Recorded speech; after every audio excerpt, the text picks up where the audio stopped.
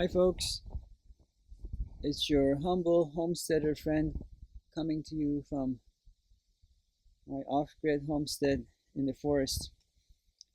Today I want to review a hammer for you, and as you know, I actually use, some of you who actually watch or subscribe to my channel, you know that I actually have to use my tools. They're not for show, they're not toys. They're actually to be used, and they have to withstand. And because I don't have the resources that some other folks have or can maybe write off, I have to have tools that can last me some time. When I moved out of the city, um,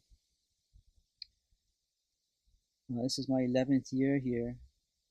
I didn't know which end of the hammer to hold, and so when I bought these two hammers, they were on sale. It was a hammer on sale. This one's by Mastercraft. And it said it had graphite, I guess, handle. And I thought, okay, that sounds good enough for me. And not necessarily knowing that these were, it says 20 pounds on the head. These are, now I know that these are more like a framing hammers. What they are, they're quite heavy, and for a perspective, um, very heavy. 20 pounds. I mean, that's like if you're going to the gym, and imagine how many times you're going to swing this. Sorry, did I say 20 pounds? Sorry, I meant to say 20 ounces. Tom, how many times you'll be swinging something this big, back and forth? 20 ounces. What does that work out to? A light dumbbell. Anyway, but you're doing this repetitively. You're not just doing it once or twice. So for if I'm not mistaken, a framing hammer is something that you don't necessarily use as a hammer. I mean, you do. It's a hammer, but it's more if you're trying to put in position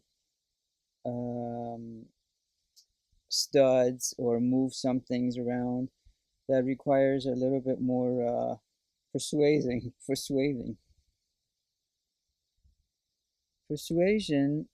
is what this hammer should have been called. Now, I don't know why the tips of this particular one broke off. Um, I can't imagine being that hard on it, but you know, there's when in manufacturing, I suppose you have to sometimes leave room for a bad batch or something. I've had them both for the same length of time, and this one's fared better for whatever reason. Maybe this one is, maybe this one I bought a few months earlier because the handle looks rougher now. But I mean, the plastic hasn't fallen off. Again, don't forget, I actually use these hammers. I suggest that if you're going to buy a hammer, buy one that's not this heavy. If this is 20 ounces, maybe buy one that's 16 ounces. You might not think that 4 ounces makes that much of a difference, but remember, you're doing repetitive motion, and the head of this thing is so big. Just as as a perspective, this is the size of my thumb. So 2 thumbs, and see how wide this thing is. It adds up, and you know, fatigue is not something you want. Building something is frustrating enough. Don't add to it. Anyway,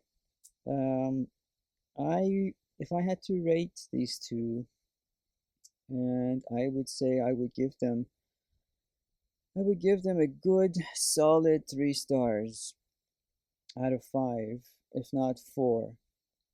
And if